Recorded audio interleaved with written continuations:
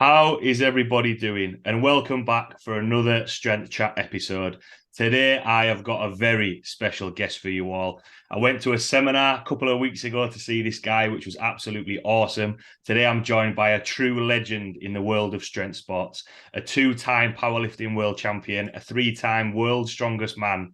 Today, I'm joined by the one and only Bill Kazmaier. How are you doing?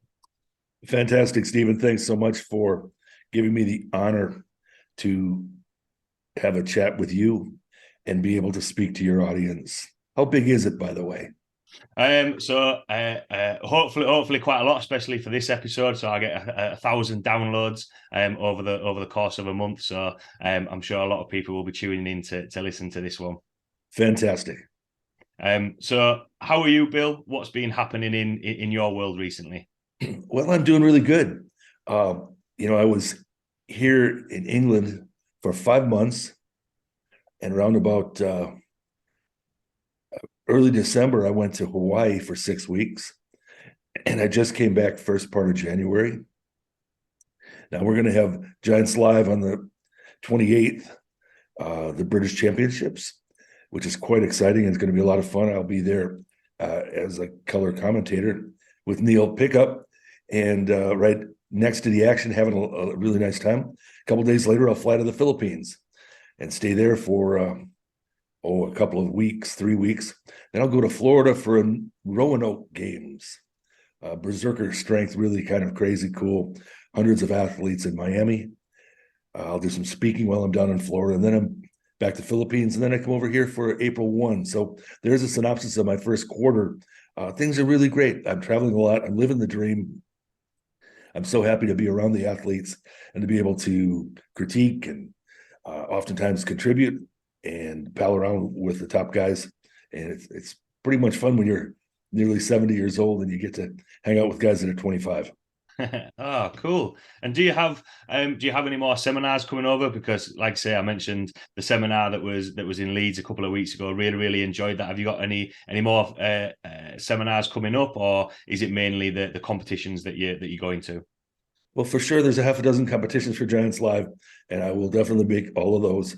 Uh, the one in Royal Albert Hall in July is just going to be fabulous.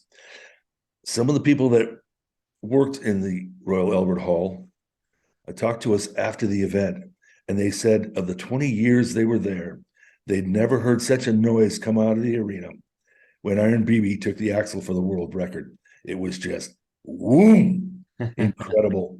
And so that's a great experience. I'm trying, have been looking for opportunities to teach young people. My favorite are the guys that are just beginning, that are moldable, malleable, pliable, interested, and ready and willing to listen to somebody who has literally 40, 50 years of experience. So seminars are coming up. I don't have any to advertise now. There has been interest. And so basically, when I come back to England, I stay for a couple of weeks. Of course, a Saturday night for Giants Live. Maybe the weekend before or the weekend after, I might do a couple of seminars.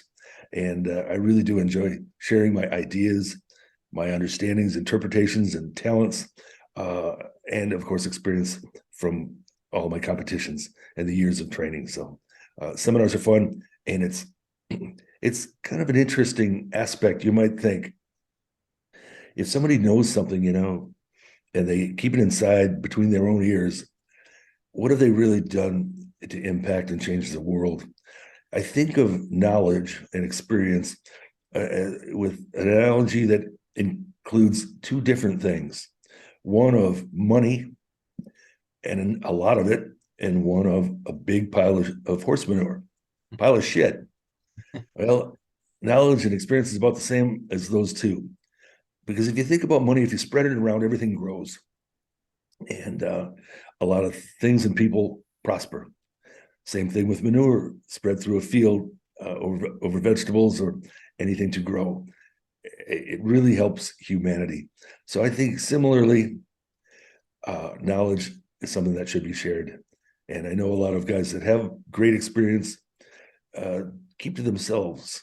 And guys of my era, I don't ever see Jamie Reeves, Jeff Capes, Mark Higgins, Helty Arneson, Joe Quigley. Gosh, the list of strongmen would go on and on. Some of those guys are not here anymore.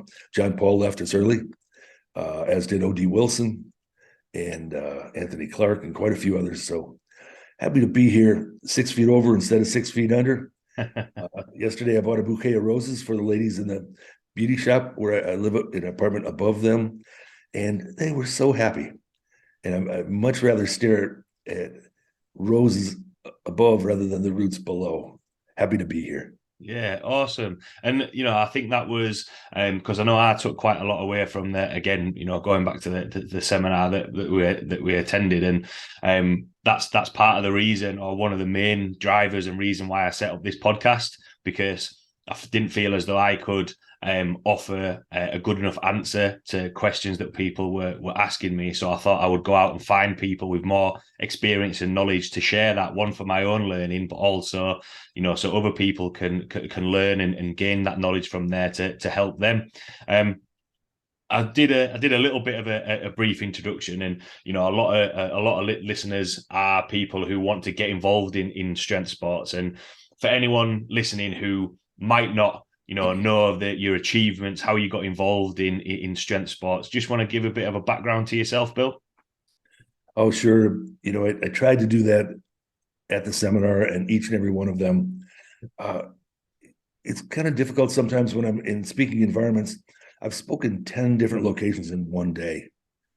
I actually have records of 15 speaking engagements, schools and YMCAs in 30 hours, 18 different times in Indianapolis, Indiana in 32 hours. And in Seattle, Washington, I flapped my jaw 27 times in 3 days. So why do I do something like that? I think you deduced from the seminar, from my explanation of my history of my life, that I started it with a rough childhood and things were not so easy. So to be able to combat the negativity that came from my household and my environment growing up, at 10 years old, I was able to escape and travel down a path then of being lost, literally living in an apartment where my mother was really never there. She was always working or doing something. So I really didn't have much parental guidance growing up. And luckily, I found a few people who became mentors, friends, that taught me how to lift. As a matter of fact, sneaking into the YMCA, I know you like that story. I snuck in the back door for a few days, and I was taught 5 different things: how to squat, deadlift, bench press, add them up for a total.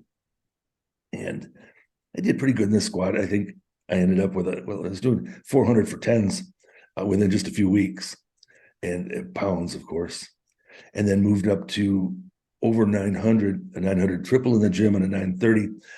Off that triple, I was really good for the world record 968, but I torn something in my hip, and we were treating it at the doctor's for literally 6 weeks before the competition. So I called it on my second attempt at 9.25, and then went on into the bench press, where I set world record at 661 with a torn pec. Because in the gym 2 weeks before, I strained my pec at 633 pounds for 3. The next week was supposed to be 655 for 2, and I'm good for about 35 pounds off of a double, which should have put me at about 690, maybe an outside chance of 700. But with a torn pec, what do? You get a strained hip, torn pec. I was as careful as I could be, and I set the world record at 300 kilos. That day, I deadlifted 848 for the total record, 1,100 kilos.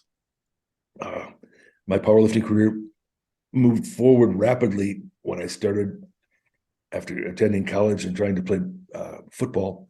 Things didn't work out well for me, so the YMCA really did help out a lot, and they led me towards becoming state champion, national champion, world champion, and then I drifted over to World's Strongest Man, and I did okay there too. It's a little bit of history. I don't know. I think Wikipedia has got a few things wrong, mistakes, but you can look stuff up there. There's a variety of different videos on me, not only speaking, but competing and even commentating for 20 years at ESPN and a lot. I did, the color commentating. for World's Strongest Man. So it was an active lifestyle, and I'm happy to be where I am today. Maybe more specific questions, and I'll fill things in. And I know I could talk. I have talked in front of groups of 100 to 1,000 for 5 hours straight. So I guess I know a little bit about me, and some things I share, some things I don't have that much of a private life. I would want to say I keep a few things private. 2 divorces are things I really don't care to think about or talk about. But I moved on, and so did they. And now here I am, 70 and single. Not a bad way to be when you're headed to the Philippines. Nice. Yeah, thanks for that, Bill. And the one thing, because obviously, I know I obviously mentioned there about you growing up there, and you mentioned, the influences that you had.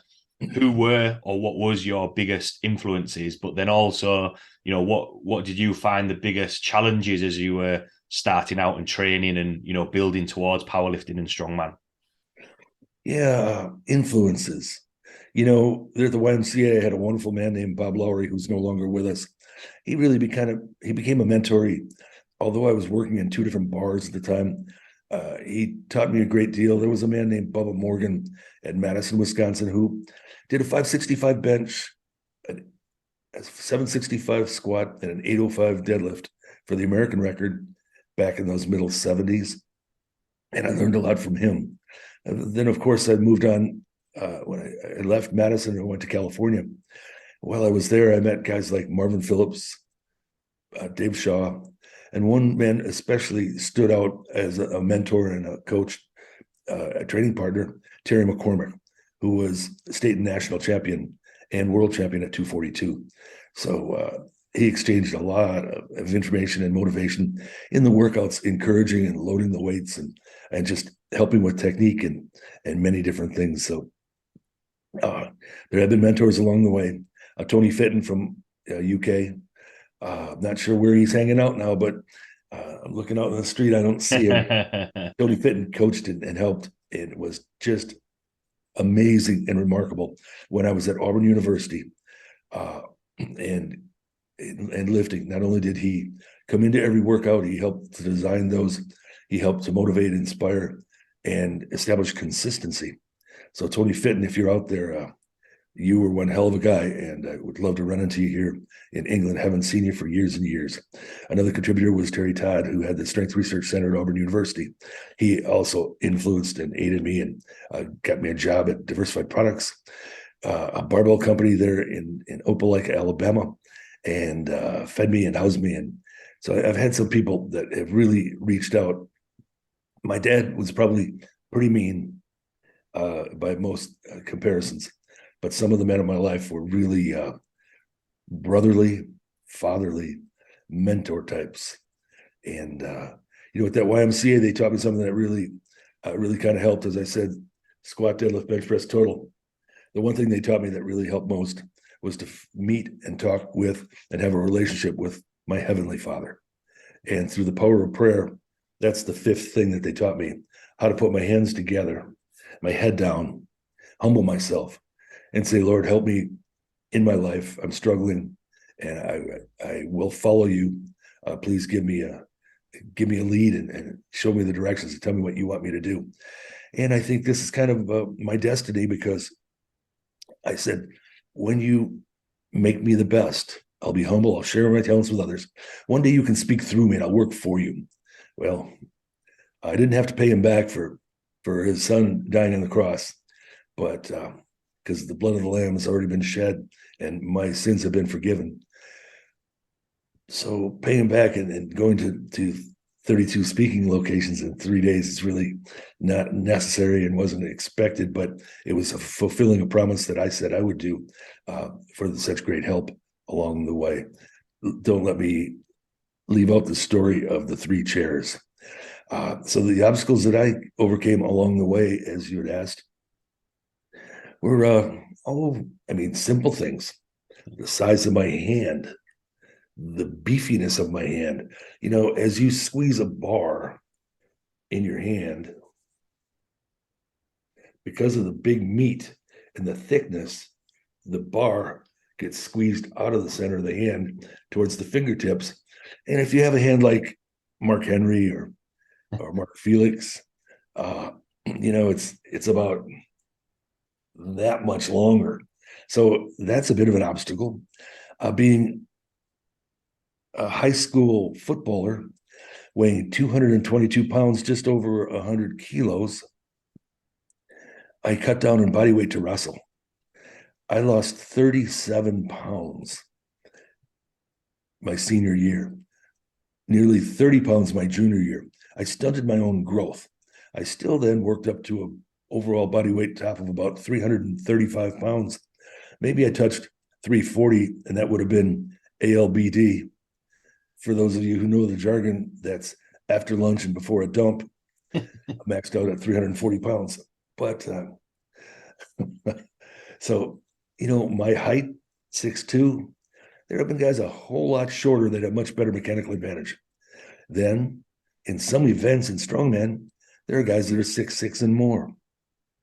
So I guess I'm average height, maybe a mesomorph build. The obstacles that I overcame were, think of this, Stephen, trying to make the task at hand infinitely the most important thing in your whole existence, the next set, the next rep, the next workout, at a level of efficiency, proficiency, with consistency, that it's truly an extremely difficult thing to be able to go in and literally pulverize and punish your body day after day after day. 365, very few breaks, only when you get injured or hurt or something happens where you can't make it to the workout. So those are a couple of the obstacles.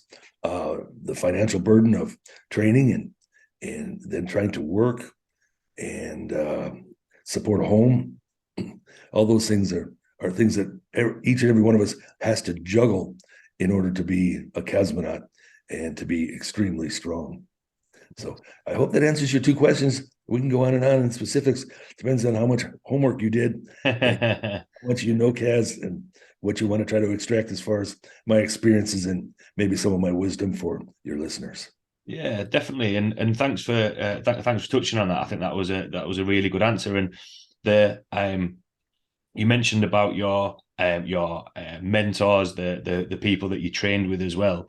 And one thing, the conceive, believe, achieve, the mindset side of things was something that I really took away from the seminar. And I wanted to touch on: do you think it was a combination of sort of the training environments, but as well the strength of mindset that you had from your from growing up that made you put in those hours and do the things that you did in terms of strength, if that kind of makes sense? Oh yeah. So I guess I see the question is, was it my environment and the people that I hung around? I always trained with the best that I possibly could, with champions, winners, people who were conquerors and overcomers, who had a positive attitude all the time.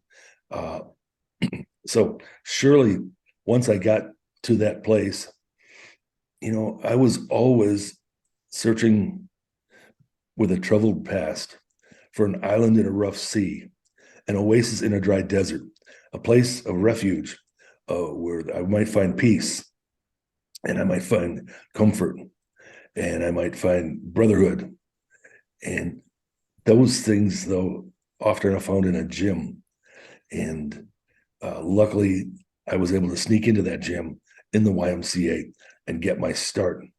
Although, I snuck in a gym when I was 10 years old. And so when you say, well, hardships were plentiful at that time. I had just won the track meet I won the 400, I won the 100, and in the 50 meter, two kids that had failed twice, so they were like 12 or 13, were able to just barely beat me in the 50. I was the biggest, strongest, fastest kid my whole life. And I don't know, probably because I was in the fields and gravel pits and climbing trees and really active as a youth, riding a one-speed bicycle with developing a lot of fast twitch muscle fiber. So that environmental upbringing and the hardships contributed. When I snuck into that gym, it was actually Mr. Nas lifting his weights. He had just came out of college. Maybe he was 24 or 5 years old. He was an unbelievable athlete. He looked like a shredded frog. He could do amazing things in sports. One especially particular was playing softball. And as Mr. Nas on a Friday night stepped up to slow pitch, I stood behind the cage, and people were ready for him and cheering because he was probably going to knock it out of the park. Which, pitch, whack! As I stood in the outfield, I mean, right there in the dugout, I thought the bat was going to be shattered or the cover was going to be ripped off the ball. As the ball went through the air and I'm in the outfield, I hear the ball shredding the fabric of the universe. It just went as it flew up over my head and sailed up into the stars in the night and out of sight. This man was so strong and so powerful that I heard him in the girls' locker room lifting his weights. And he had a barbell, and that was about it. He allowed me to come in and watch him, but he told me to be quiet. Now, I'm the kind of guy who had ADD, and before it was diagnosed as that, I couldn't sit still. I was always fidgeting and just couldn't shut my mouth, I guess. Kind of crazy times at 10 years old. Well, that night he was going to lift his body weight overhead in a military press. I didn't know what it was called. I'd never seen a barbell before. He took the bar and he loaded it with 150 pounds, and he pressed it overhead to arm's length and then set it back down. He then jumped to 175. And he had told me, I'm going to lift my body weight tonight. That's my plan, my workout. After 175, he went 185, then 190. He weighed 195 and he missed the 190. So he was frustrated. He didn't do any upright rows, any front raises, any tricep French presses, any side raises. He did nothing other than just military press. I didn't know those exercises at the time. Maybe he didn't either. But as he started to put his weights away and broke the bar down, he was sliding the weights under the lockers and stuffing things away. And I said, wait, can I try my weight? And he said, okay, Bill, how much do you weigh? He wasn't very nice about it. He was really put off and pissed off. And it got worse. I said, I weigh 110, 50 kilos, and he left that on the bar. I bent down without any instruction, took a hold of the bar, cleaned it to my shoulders, and pressed it over my head. Once. I could have done it 5 times. It felt like I was lifting a pillow. I couldn't understand why it was so difficult for him to lift his body weight. I set the bar back down, and then I waited. And I waited. And I thought he might give me a pat on the back, or he might say, Bill, good job. You know, you're 10 years old, you're 5th grade. You're not in my segment in class. There were 5 different segments, teachers. I wished I would have, because I thought maybe he could, teach me how to spell, teach me how to read and write, maybe a little bit of mathematics. No, the words out of his mouth rang in my ears those 27 times in schools when I speak. He said, Bill, now you got to leave and don't come back. Oh, all I ever heard from my dad was, you're horse shit now, you'll horse shit tomorrow, and you'll always be horse shit. And so this guy wasn't any better. And those hardships meant that I had to climb out of that pit. Maybe I had a little bit of help. Because let's go fast forward when I walked out of the YMCA and I read down in the Bible. And what it said in the Psalms was, I waited patiently, O Lord, for you to hear my cries. You reached down and pulled me out of a miry pit. You put my feet onto a rock. You established my goings. You put a new song unto my heart, and even praise unto the Lord. Many will see and will fear and will trust in the Lord. Well, he pulled me out of that pit. He gave me a direction in my life. He kept me from many problems. I was chased down a road by a crazy man when I was delivering newspapers. And he chased me out into the highway. A car hit me that was going 60 miles an hour. The lady across the street who got a newspaper before him said his body flew 8 meters in the air. And 50 meters down the road, the black mark stopped. And this old car back from the 60s stood there smoking and dented. I landed on the hood 50 meters down the road. I didn't have any broken bones. I missed 2 days of school. Nobody ever knew this happened.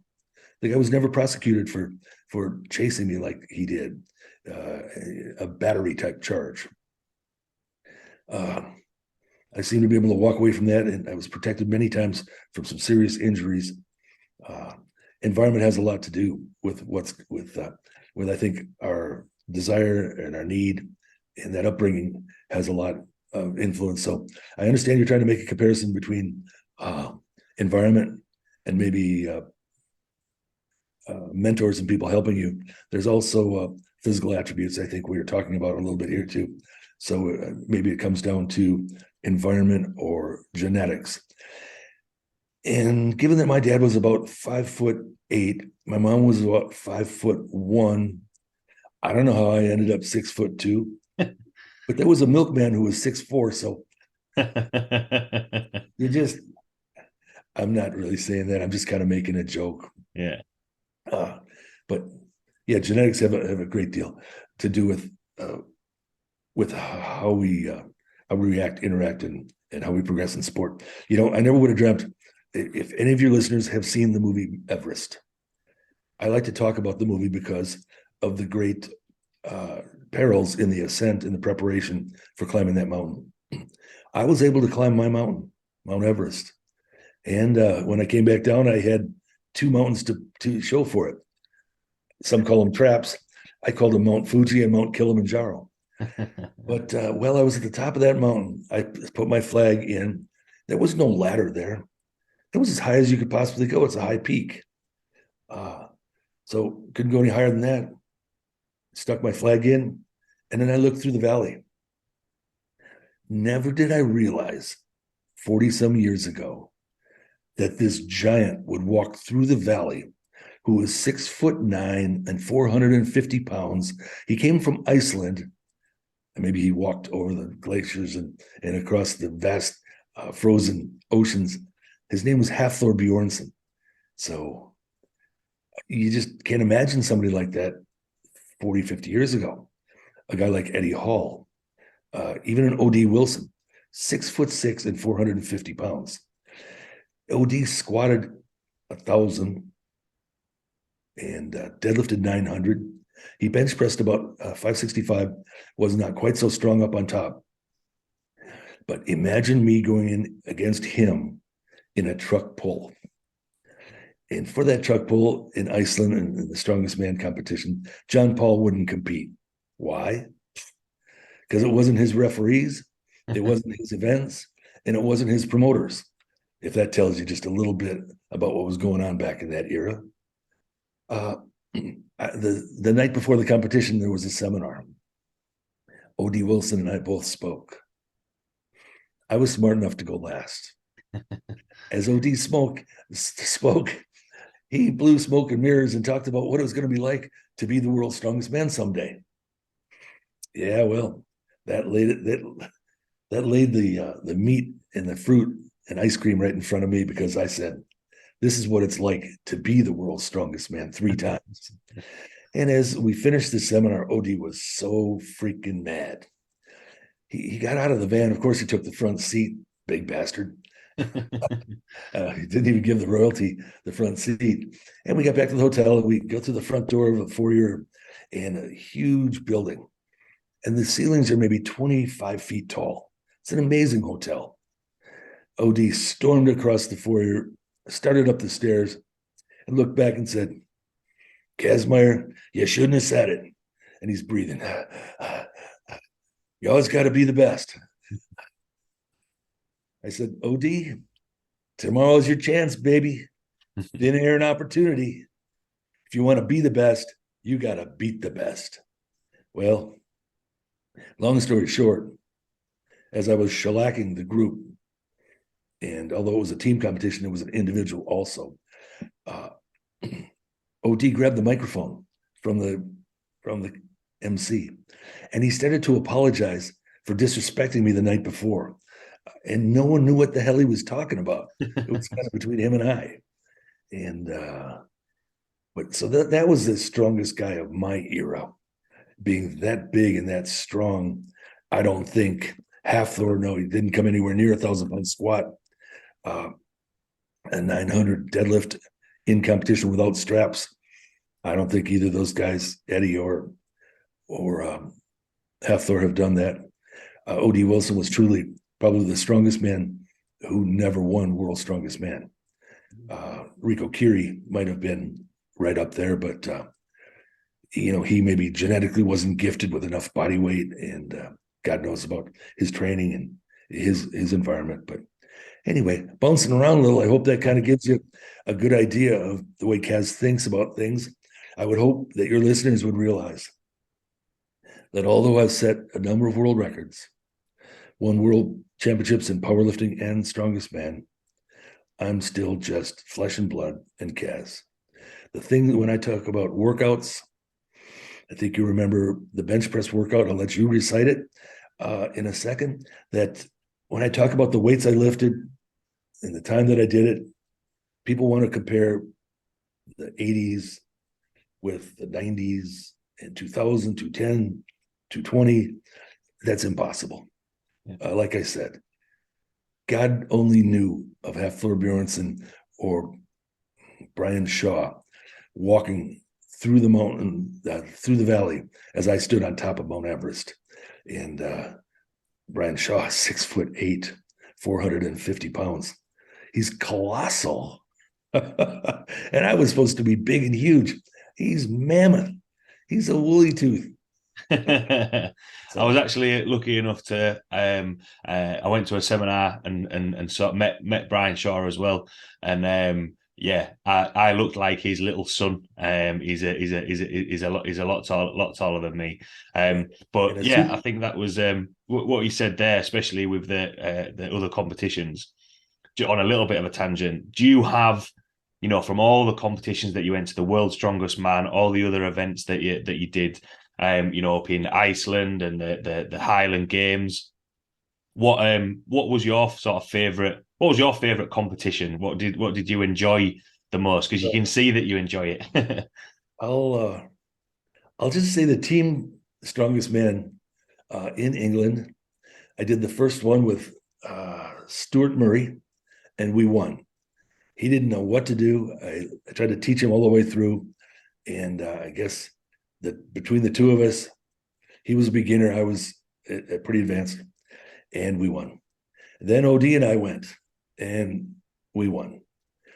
But then we went back, and we had little mishaps in the barrel and straw bale carry, where it was at Stirling Castle.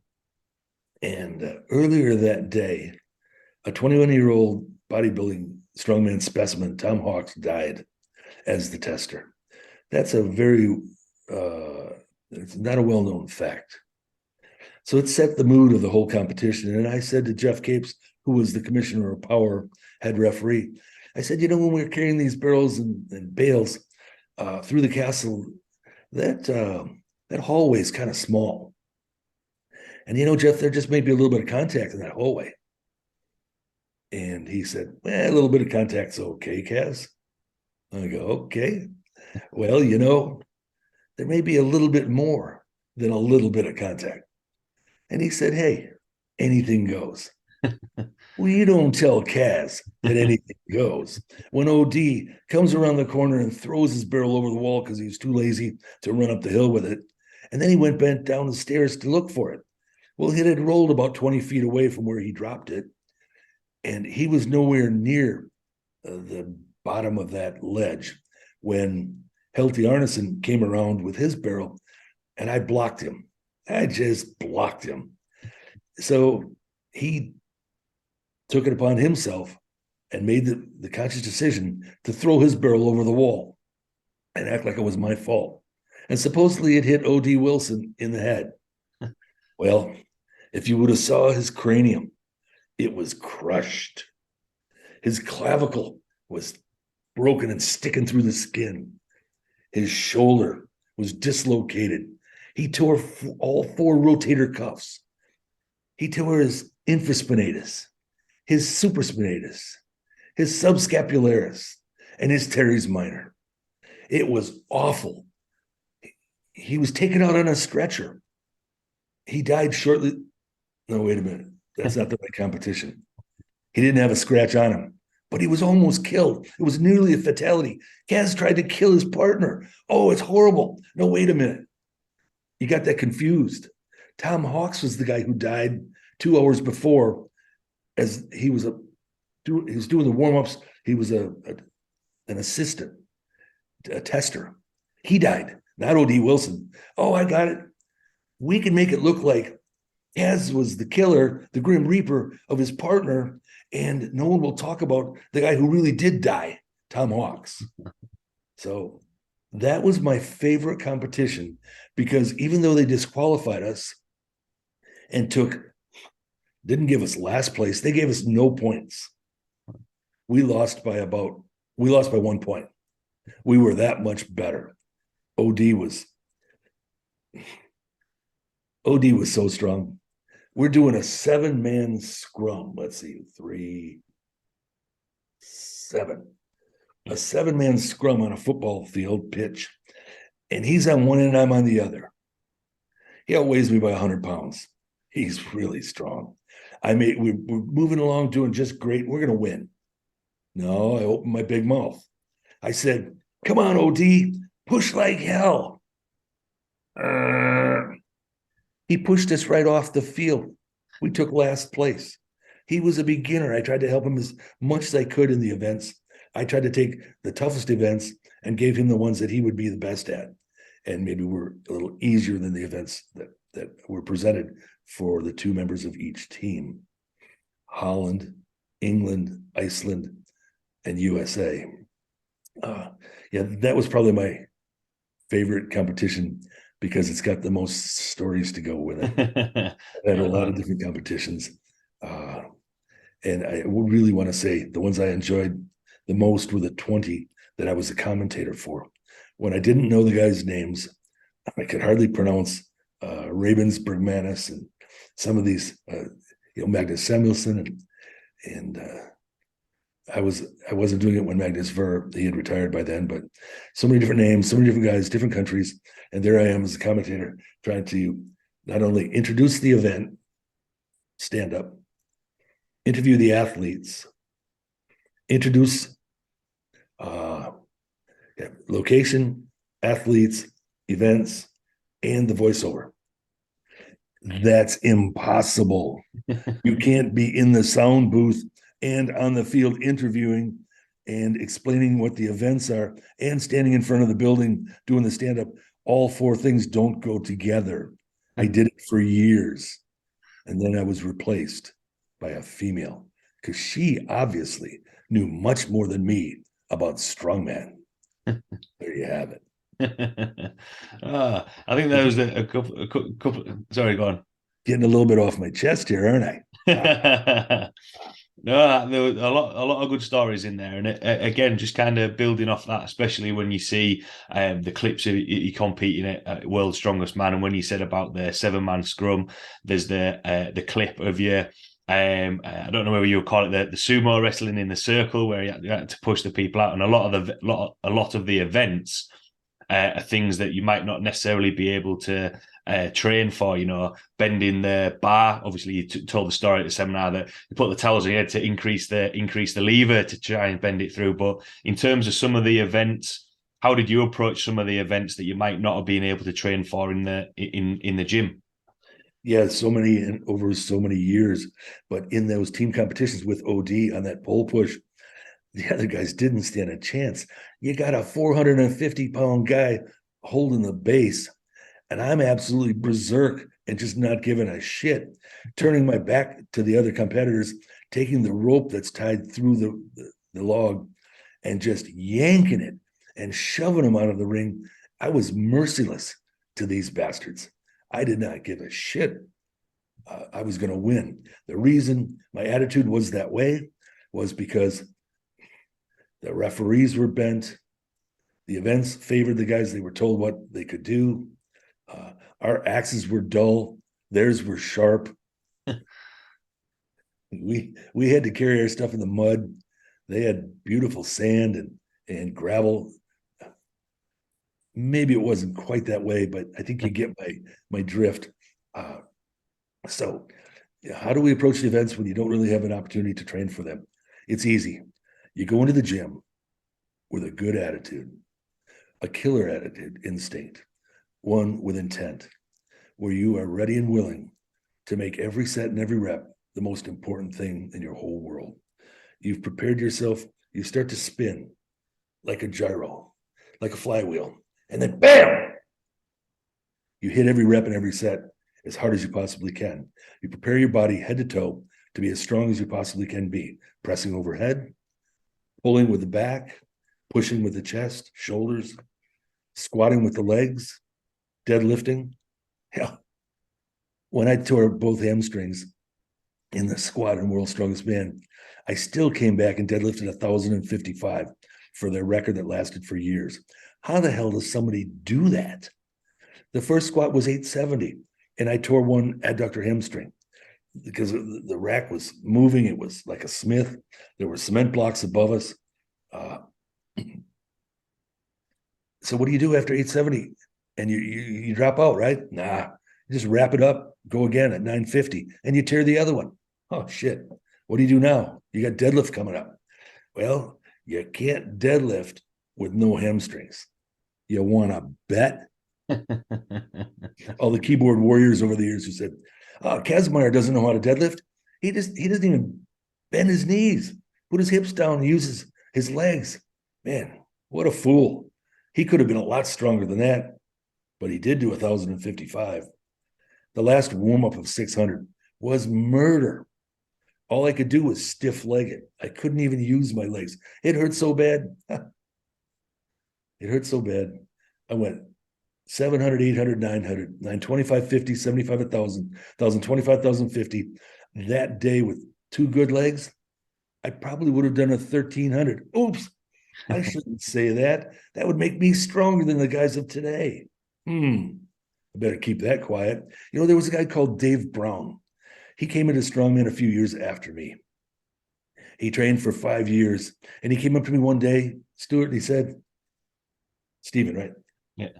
And he says to me, Bill, he's real shy and he's kind of his head's down, he's muffling his voice. He goes, I beat your record. I did 1,060. I said, so Dave, tell me how you did it. Did you take a 22 pistol and shoot yourself in this leg, and then another 22 and shoot yourself in that leg, and then pull 1,060? No, you didn't. So guess what? You're not stronger than me. 5 pounds on 2 good legs. I'm not impressed. So I think you can kind of tell. One of the things we could touch on here is that the measure of a man is how you react on a bad day. I've had many bad days. And what did I do? When I walked onto the competition platform and I saw my title, World's Strongest Man, my trophy, nice big trophy, big Strongest Man trophy, not many of them around. I got 3 of them. And my check, 20 grand for a week's worth. I think it's well worth it to lay your body on the line. And when I tore off the pectoral in the bar bend, there were 4 events left. My doc says, we got to go to the hospital. Maybe we can sew it back together. I go, there's 4 events. See that title, that trophy, and that check? That's my shit. And I'm not leaving until I get it. So he treated me the best he could. The next 4 events, yeah, I took 6th in the wrestling because, hell, I got one arm ripped off. But in the caber, I lost by about this much and took like 3rd place. In the squat, I just stuffed my arm back up under that rack and started to squat. It hurt so freaking bad. It hurt really bad. And as I'm up over 900 pounds, it really, really, really hurts bad. But not as bad as it hurt me all week to hear the commentators say in the introduction before each of the events, and the man with the world's strongest legs, Dave Waddington. Fuck that. No. That hurt. That hurt a lot. For them to assume that he had stronger legs than me, even with a mortal injury of deltoid, pectoral, and bicep torn on this side, I stuffed myself under that rack and beat Waddington and did an easy 970. Measure of a man is how you react on a bad day. So that's some good stuff. Yeah, I think definitely. it shows the intent that, how do you do well in the events? You go in the gym and you train like a Kazmaier. You train much harder than you realize you can. As you know, Stephen, a measurement of work and work capacity by most individuals has parameters. Well, if you set limitations and you live by what you observe by other people's limitations, you're screwed. There are no limits. Okay. Only what you set on yourself in your mind and how you let other people influence you. And when my dad told me I was horse shit, he was full of shit. I became the best in the freaking world, period. So you don't let other people influence you in a negative way. I was looking at a documentary where it was I want to say Anderson, doesn't matter, from 100 years ago and more. He said, if you think something for 17 seconds, it becomes your reality. So if you think of a positive thought for a quarter of a minute, half of a minute, couple minutes, just 15 seconds, and that thought sticks and becomes reality. If you dwell on a negative for that same amount of time, that's your reality. And for me, I started early in the morning. When I slid off the edge of the bed, my knees hit the ground, the floor, my head was on my hands, and I said, thank you for this day. I vow to make this day the best day of my life. As a matter of fact, every day, in every way, I want to become better and better. And I'm going to repeat that again, just so that your listeners will be able to use a mantra like that of the power of positive thinking. Thank you for this day. I vow to make this day the best day of my life. As a matter of fact, every day, in every way, I want to become better and better. And then through the day, you just start walking around going, you see something big and heavy? I can, I will, I can, I will, I can, I will. You don't see anything big right now? Conceive, believe, and achieve. Dream about something big that you're going to live. Develop a plan to be able to do it. Believe in the plan. Believe in that goal. Believe in yourself. What does it take to achieve? Conceive, believe, and achieve? Desire, determination, dedication, a program, due diligence, and a little bit of hard work. You can do anything. That's the mantra. That's what worked for me. Carry it away, my friend. Absolutely, yeah, and I think that was the thing, putting the work in, having that, because I think that's a big thing that a lot of people can struggle with. And I know, you mentioned there about, and you mentioned in the seminar as well, that power of positivity, thinking, yeah, do you know what, actually, and I know, we've spoken about, or you can speak about, people can be like, have negative, which is think they're going to help their training. Whereas you told the story about you were squatting and you were like, no, I am going to be able to. As you were coming out the hole, you knew that you were going to be able to do it. On the mindset side of things, did you develop that strength of mindset over time, or was it something that you felt was that you had straight away from doing that first overhead press that you did? Obviously, any of the techniques of the mind over matter takes time.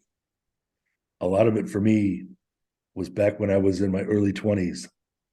I would often meditate. I became somewhat obsessed in college with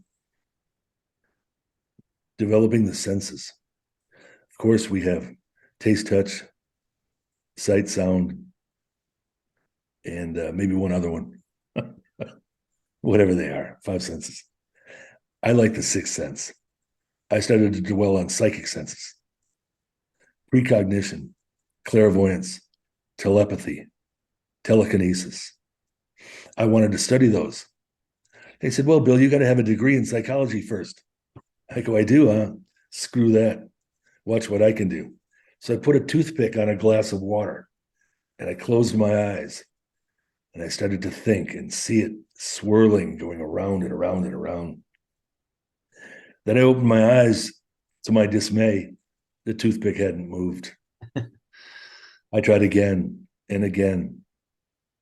Uri Geller and some people who had amazing psychic abilities were kind of like my mentors, and I was really interested in developing the powers of the mind, the motion picture of the mind, pre-programming myself, seeing the future, being cognitive and precognitive of just making my reality and seeing it, and making my thoughts become manifest in my future, so that I could actually do the things that I was thinking. And I believe that that's how it works. It took a while to develop that, but people wonder what I was doing underneath this squat in World's Strongest when you saw my eyes kind of cross. And I had just sniffed a little bit of ammonia. I was truly in an altered state of consciousness. I was there, but I wasn't really there. Yeah. I was in a shipyard looking at a crane that picked up full containers off of a ship. I was a caterpillar, a bulldozer, a huge Tonka truck with 20 tons of material on the back of it. I was a machine. I thought like a machine. I lifted like a machine. I was a machine. And that's how my mind took all the thought processes from all the synapses, came down to the cerebral cortex, and went, oh, I might scare somebody in the neighborhood. But so there you are, a tornado, a hurricane, a cyclone, bam. And if you want to be rigid in a squat or a deadlift, you can be rigid. The most amazing thing I've seen in years is Eddie Hall come out of the bottom of a deadlift, 500 kilos. Man, he was below with his hips. He used his legs and kept his hips down like nobody has ever done in deadlift. Most amazing thing I've ever seen. And so, yeah, mind over matter, power of the mind, developing it, looking for the resources and understanding, maybe checking some tapes, getting on YouTube, listening to everybody from speakers of positive reinforcement and public speakers of motivation, and the ones who then are into frequency, vibration, understanding that power of crystals actually work, and magnetism, electromagnetism. Every cell in our body has its own charge. We have so much power. To be able to be alive takes thousands of volts. If you add up the cells of your body, it's phenomenal the kind of charge you have. I did something, well, for 7 years, I worked as a massage therapist. I did something called Reiki massage, which means I didn't touch that person. Their muscles would go. The power coming out of my hands with that intention of healing, as I was a conduit, and that energy came through me and into the person I was working on, was phenomenal. And it's something that people don't talk about so much. People don't really understand unless you're in that area of expertise. And I go to conferences and places around the country and world that they're holistic medicine healers, people who are into unusual things and machines. And I really believe in electromagnetism. And I think that I was able cerebrally to create a field of energy around myself, that when I took those hands and put them on an object, I was able to control that object and use my body like a machine to be able to lift those weights. When the guys at World's Strongest Man had 180-pound barrels, a dozen of them, and we had to load them on the back of a truck. Everybody, they all went before me because I won most of the events. So as I watched them, they literally picked up, shouldered, and carried these barrels to the truck, to the platform. Time after time after time, I watched these guys struggle, and I went, wait a minute, that's not how you do it. How do you throw a punch from low to high? How do you throw a shot put? How do you throw a discus? How do you throw a javelin? Leverage. I took the barrels and I sprayed sticky on my hands and sticky on the barrel. And I went, phoom. And my barrels were empty. I thought they were empty. They felt like they were empty. They flew through the air with the greatest of ease. Maybe I carried the last one. I threw the other 11. And the next 5 places in the competition, of course, I won. Everybody else was fighting for second place. The next 5 or 6 guys grouped within 1 second.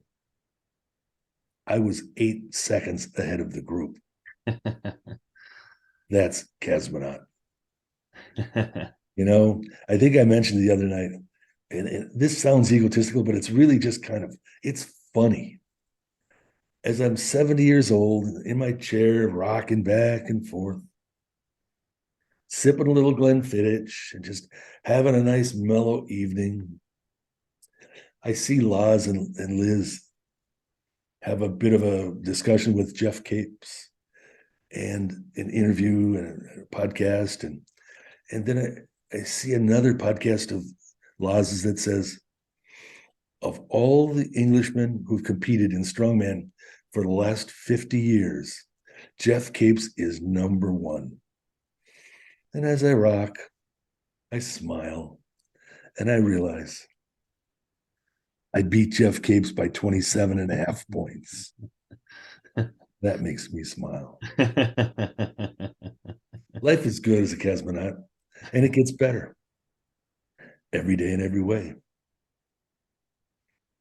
Cool. Yeah, I think that's especially from the feats of strength that you've done with the especially as a now commentating at the events. Is there any the mindset that you can see from other athletes, or what are kind of your thoughts on strongman as it is now? Is there athletes that you see that are using that positivity and that same mindset? Well, the one that kind of reminds me of myself, or don't let me flatter myself and say that I'm like him, he's like me, but Novikov is the kind of guy who's very well rehearsed in the event. In each event, as he's about to perform, he touches the event. He's the last one to get in a warm-up right before the event, and he usually wins the event. So it's his approach that I see myself in him. Adam Bishop is extremely powerful, explosive. As I did a seminar with him at his gym, his head just kept going like this. He agreed. And he's, except for mishaps and going for the big 505 and his trek to get there, he had a big setback, but he's coming back strong. He's a really powerful, excitable type who's just explosive. I love watching him compete. Graham Hicks is the other day he saw a picture of me on Instagram with my shirt off and some red tights on. I didn't want to tell him that was like late in my career. I had just torn my tricep off. I was totally out of shape, but I still was having fun competing with John Paul Sigmarsson. He called me daddy. And he showed me a picture of him. Graham Hicks is so powerful and explosive with great endurance. He's a little bit short, but he makes up for it with a big heart. And he's the kind of guy that when he's there, mentally and on point, he's brutal. But he, like each and every one of us, has his highs and his lows and his struggles. And with Hicksy, if it ain't fun, he don't want to do it. Right. And sometimes it's not fun. And so his career has been one that he stepped away for a while, waited to rekindle the fire, the burn, the furnace, the inferno of hard training every single day to bring it to the competition. It's amazing to watch. My fire went out in 90 when I did 24 competitions and 30 seminars in 12 weeks. Give me a freaking break. I hardly had time to train or heal. And I was racing back and forth to the t-shirt factory to get a gross of t-shirts, muscle tops and fleeces to sell twice a week in between, because with all those seminars, we're selling so much merchandise. So having the focus and being able to dedicate, my fire went out.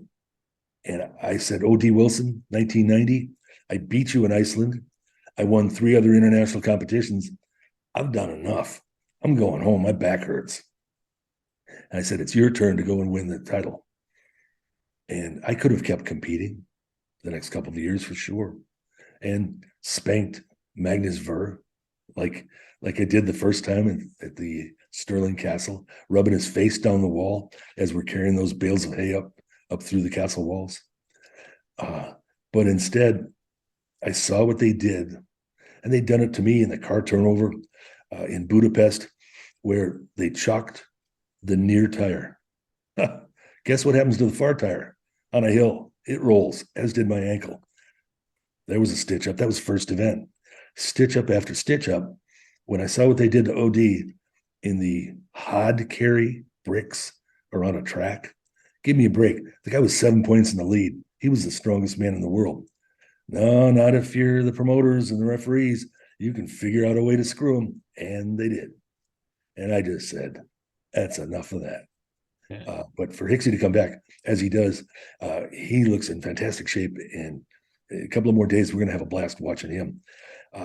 Big shame. A guy that I really like is Luke Richardson.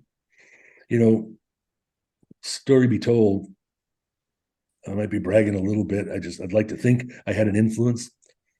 Luke came to a seminar years and years ago, and I really poured out.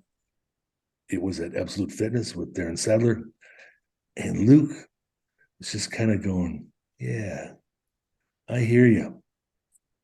Yeah, that makes sense. Yeah, I'm going to remember that. Well, he did. He listened, and he followed like a Kazmaier would. And then he became champion powerlifter, national, international, and unbelievable work ethics and training and explosivity. Tore a bicep off, got it repaired. Rehab back, looking great. Going to come back and compete. Blows it off again. Wasn't done right. Gets it fixed again. Now comes all the way through his rehab. He's in the best shape of his life. He said, that's enough training. I compete in 2 weeks, but I'll just do a big back workout tonight. He blew a lat. He'd been doing so much cardio and was in such great shape. He was going to kill this competition and give Adam a run for his money, as well as Hicksy.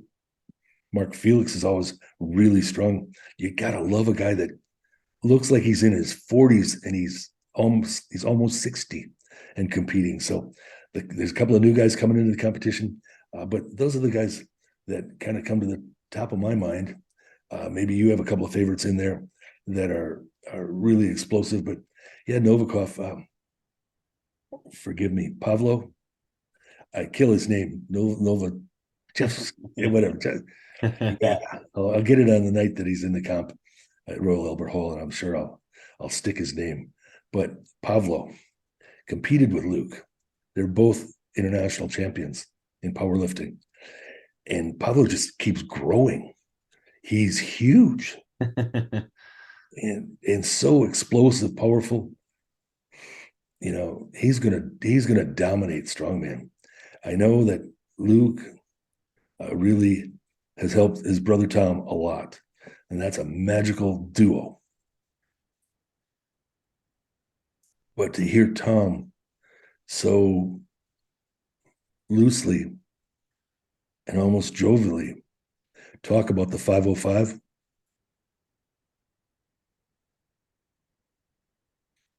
ain't no way. He's too tall. He goes in and out of shape. He likes it too much. He's happy. You got to be hungry. You got to be mad. You got to be mean. You got to be crazy. You got to be wild. You got to be focused, intense, like a razor blade, and cut through all the bullshit and train like a fucking warrior. Yeah. Or you can just have fun and have a bunch of contracts and travel the world and be the world's strongest man and be happy. And I'm happy for Tom. Yeah. But I don't know, 505. It'll be interesting. 505 easier than Tom could. So prove me wrong. Cool. Yeah, I think especially with Britain's Strongest Man coming up, it's always interesting to see how everyone gets on, because there's a lot of athletes coming through. Who have I missed? Stephen? Who have I missed for the show that you might think is going to be a favorite? I don't know the new guys. Terry Hollins, what an amazing career to go from 440 to 320 and bodybuilding and then coming back in strongman and then just saying, yeah, you tell me what he said. I didn't hear it, see it. All I hear is rumors is that if Terry is a bit like Hicksy, if his head is into it and his mind is right, he's a fucking warrior. Yeah. And he just withdrew because there's something inside of him that says this is not the right time. It's not the right place. He wants to show his son one time how strong he really is. And for one reason or another, he's backed away. So we've lost a couple guys in just the last week or so. Who am I missing that might be a favorite? I'm not sure. You've kind of listed some of the ones who I like competing. Graham Hicks and Adam Bishop. Was lucky enough to have Adam Bishop on the on the podcast, and a lot of things that he talks about and seeing him compete. He's always up there. Obviously, the Stoltman brothers. I always like watching them lift as well. Tom doing the stones. He's always just picks them up like the pebbles. Well, it's 600 pounds, I think, isn't it? I think so, one? Yeah. Well, I would really like to know what it feels like to be 6'7", 350, 75 pounds, and have a bunch of glue, I think they call it tacky, to slap around a stone and give it a good crank. Because when I did the stones, yeah, they were lighter. I'd never heard of them. I tried them once. The second time I did all 5 of them, nobody could do that. They wouldn't give me any tacky. They said, Bill, we don't have enough for you. So what did I do? 5 stones. Everybody got to 4 and were really tired. They couldn't do number 5. I went 1, 3, 5, 4, 2. And they said, Kazmaier went out of order. I said, you're out of order. I'm the world's strongest man. I make the rules this time. There was nothing said about how you had to do them. You could go 5th first, 3rd first. It didn't really matter. What matters is all 5 stones are on top of those barrels. And I did it. Cool. There was quite a lot of stories in there, a couple of tangents in there as well. But I was really looking forward to having you on the podcast. The last question that I like to ask from everything that we've chatted about there, and for everyone listening, what would be your take-home points or words of wisdom? Take-home points. that some of the most gratifying things in the world are not performed in the gym. When you can look a young person in the eyes and deliver a message of hope and inspiration and challenge them to dare to dream and shoot for the stars and soar with the eagles and be the best they can be every day in every way, and give them the tools like I can, I will, and conceive, believe, and achieve, and the power of positive thinking, and know that you've gone. You remember the Highlander, the movie The Highlander? Yeah. That's I was the Highlander at Huntley Castle, not John Paul Sigmerson. You deliver that message, go through their eyes, down their throat, and you put an imprint on their soul that changes their life indefinitely. That is one of the most powerful things that you can get from lifting weights. What was the rest of that question? Take home points and words of wisdom. I think you've hit it on there. Yeah, well, that's a bit of a word of wisdom. The take home points. Again, don't go in the gym unless you're ready. A couple times at the end of my career, I drove around the block, turned up the music, sat in the parking lot until I was ready. There were times I went in the gym and sat on a bench. 2 minutes, 5 minutes, 20 minutes, and nothing happened. I didn't feel it. The Hixie phenomenon was kicking in. I went outside, spent the rest of the day, came back that night, and slammed a hell of a workout. So that's my advice. Some of my points: to be ready, to really lay it on the line. Total commitment on a daily basis. If you're going to work out 4 days a week, you're a casual trainer. Go ahead.